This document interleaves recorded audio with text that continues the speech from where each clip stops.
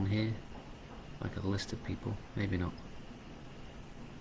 We'll start 3 viewers. We'll definitely start in a couple of seconds. If you can post in the comments like if you're here and who you are, that'd be good. So then I know who I'm talking to. There must be a way.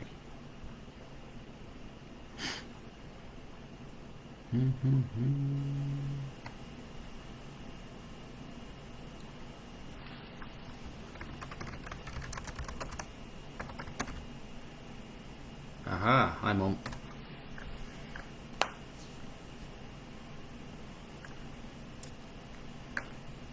We'll give it just another few seconds.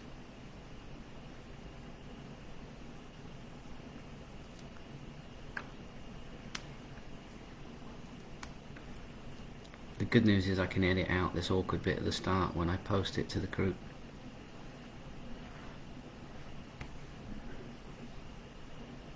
Alright, well, we will start. Thanks again. This is number 4 Facebook Live on March the 11th. It's my wife's birthday, so she's lucky to be in the other room listening to this. So a couple of things to go through. Again, first of all, our mission.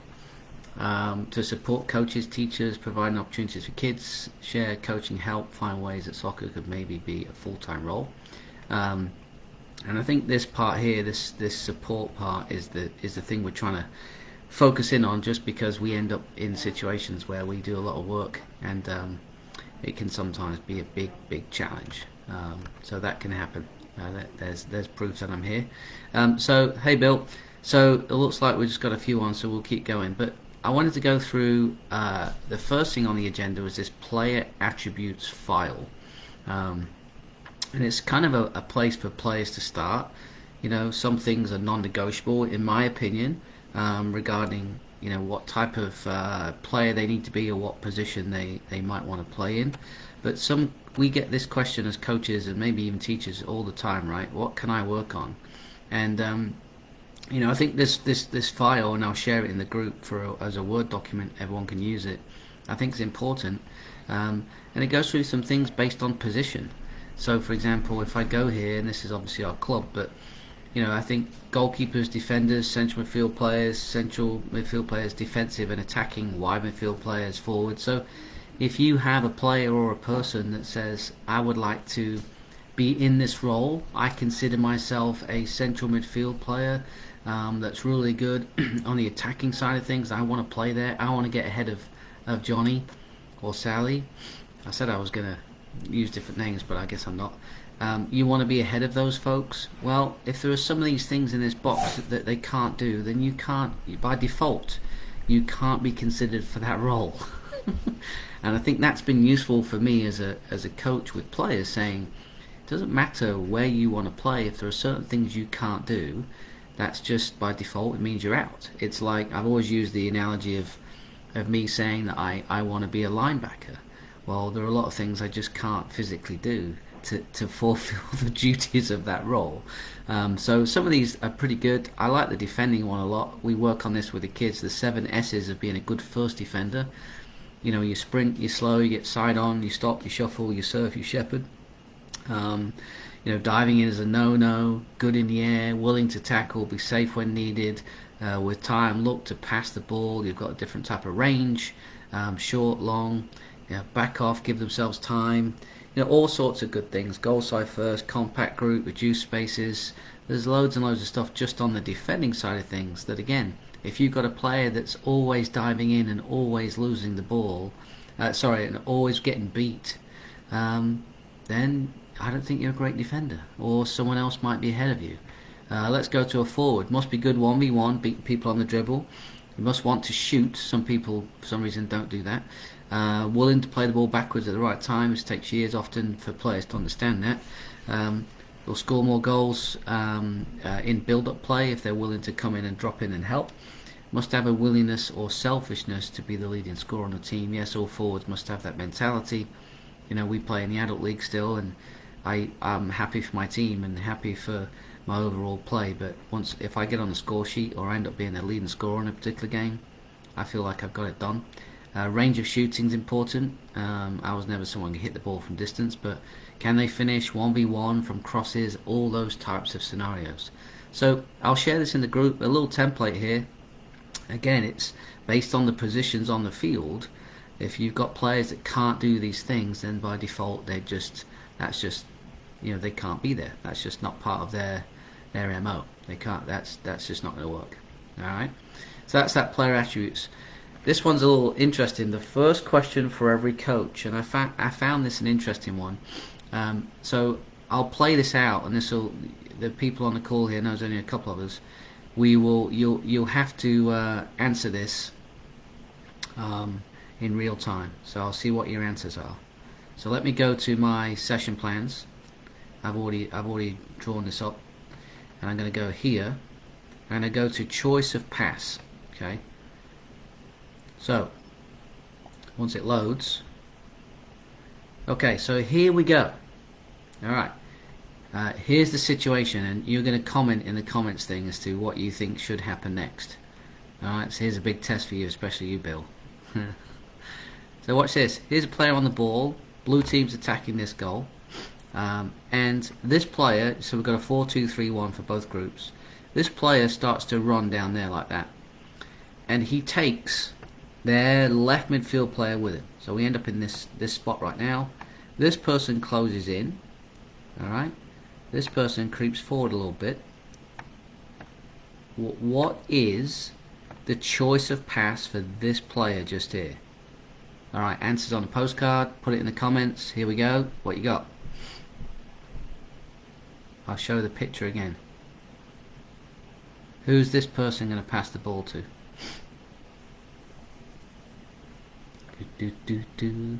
Are we typing in the comments? Come on, Mom. You must know. I'll give it a few more secs. Any? Where's this person going to pass his ball to? Alright. 5 seconds. Right player. Yeah.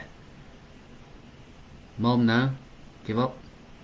So, Bill, I agree with you. The choice of pass, because we've now got this open space here, is that this ball goes into that player because, first of all, there's room for that player to now advance into, but also delivery into the box or delivery into forward players is much easier from the side of the field than it is the center of the field. So I'm going to say, Bill, that is the funny shaped ball. That is the right answer. However, this is the point I want to make, and I use this with every coach and every clinic that we come to. Right on back. Yeah, okay. Thank you. Yeah. So there we go. So we've got a choice. So the question is this: that's probably the right choice, and I agree with you. I agree with you. But what happens? I've got to fix this soccer ball. What about if there are 6 seconds left in the game,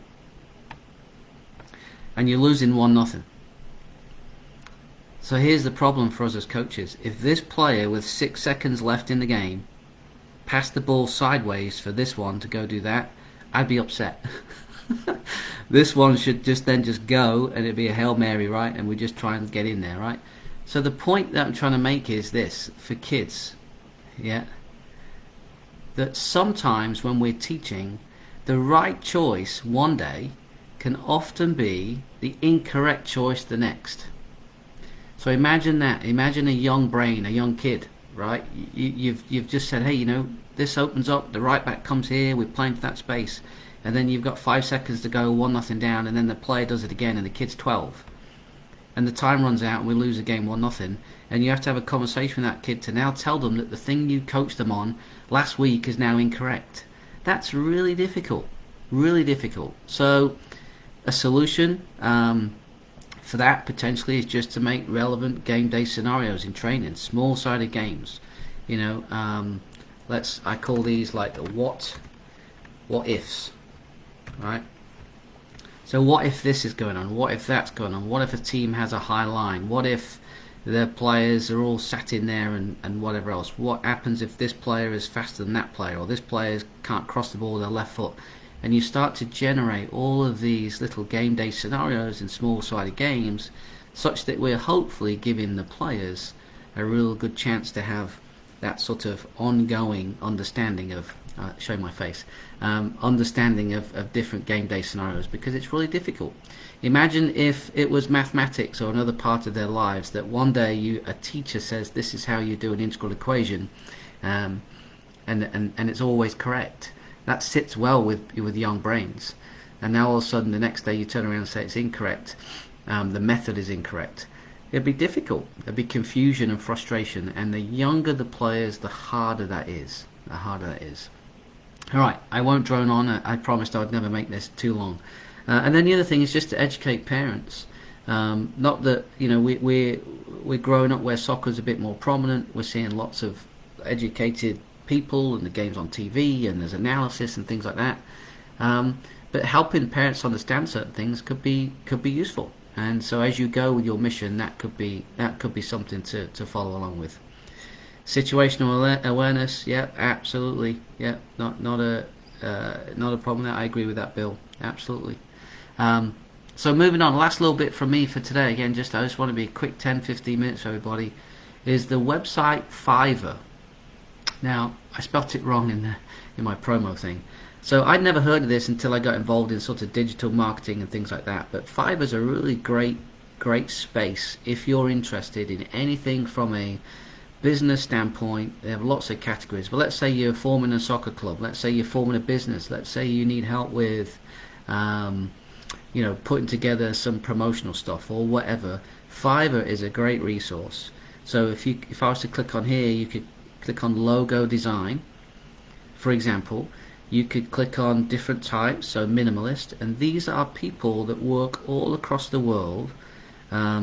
You can see their work, you can see what they do. I could never make something like this, but for $25 I could have this person with plenty of good reviews do a logo for me. So lots of options. Digital marketing, the social media part, there could be people that are out there that put together these types of things you see on YouTube, and the right pixels, and people creating content and all that kind of thing. You essentially can outsource lots of things. People that put together little videos, they can help edit them for you. Digital, lots and lots of stuff. But certainly the graphics and design is a starting place. I'm starting a club. I'm starting a project. I need help with such and such. I'm making a video game for EA Sports, and I need help with someone to design a character. I didn't pre-plan this, as you can tell. I'm just making it up. Okay, so this person can make these things. Let's have a look at that. Alright, interesting. My kids might like that. So here's these characters. So you get the idea. But Fiverr.com is a great way to relatively cheaply get into a situation where you can have stuff made for you. And as an example, you can chat with them, get through to people. And just as an example, you can see this little logo here. I think this cost me $30. I went back and forth with the guy. They designed it for me. Great feedback. Back and forth. Nice little feedback for them from me. And there was my logo for the soccer group profile. So Fiverr is a great resource. Have you used it, Bill? I presume you have, if you know about it. I didn't until just a year ago, but certainly really useful. Really useful. So that's really it from me. Again, just one to a quick thing. So just to recap, Chelsea fans, that's unfortunate. Support for coaches. If you're feeling, you're in a tough spot, we're helping provide opportunities for kids, and we want to make sure that we're supported with that. Hopefully this community can help. The player attributes file, again, I'll share this in the group as a Word document, so you can steal it, use it, add to it, whatever you might like. The question, every coach, what situational types of things are we managing to teach our kids? How can we do it without preventing frustration and confusion? Again, the right question, the right answer one day is the wrong answer the next. It's really tough for kids to understand. Then Fiverr, just as a business resource or something you might want to use, definitely useful. That's right, Bill. You just type really fast, or maybe using your feet. I don't know. So I'll wrap up again. So if I go to my content wheel each of these weeks, some of this stuff's going to be useful, some of it's going to be boring, some of it you won't tune into. That's okay. Hopefully we can generate, at some point I'm going to have some Zoom stuff on here so we can go back and forth.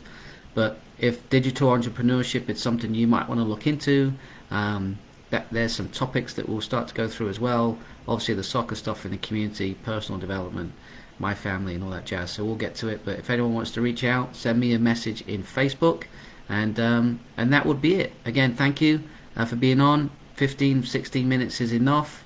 Welcome to our new friends coming on. I appreciate that, and I'll post this in the group, and hopefully it's useful. And we'll see you next Friday. All right.